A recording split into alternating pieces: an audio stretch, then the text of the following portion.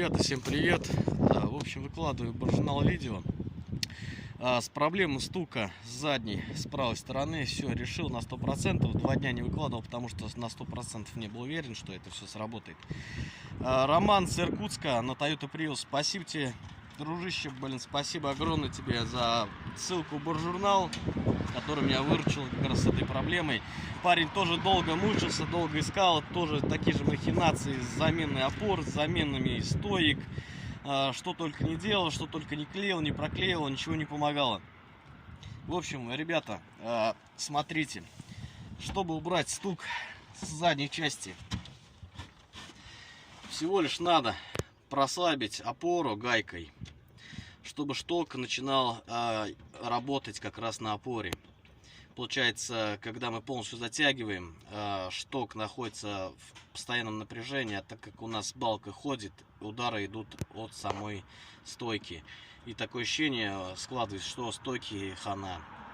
Вот, это все обманчиво. Смотрите, у меня стоят старые опоры, я ничего опоры не менял, всего лишь подкладывал бублики восьмерочные.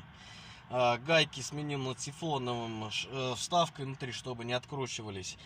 2 дня прыгая с руля в багажник, с багажника опять за руль, искал гайкой золотую середину. Поначалу открутил очень много, стук пропал на 100%, но появился скрип от самой опоры, то есть резиновый скрип. Вот 2 дня мучился, нашел золотую середину, еще раз по дачному массиву сейчас прокатился.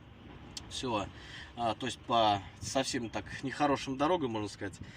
Все, тишина, все изумительно, никаких стуков, никаких сверчков, то есть полностью тишина, как изначально все было. Вот. А всего лишь в итоге надо было найти золотую середину гайкой, то есть вот так вот. Так что, ребята, у кого стук в задней части, дерзайте, берите ключи, прыгайте, ищите золотую середину. Тем более, я думаю, что вы найдете, кто у вас сядет за руль. У меня этого не было, я 2 дня мучился. Так что, Роман, спасибо тебе огромное за ссылочку. Благодарю тебя. Все, давайте, ребят, всем пока. У меня проблема решена.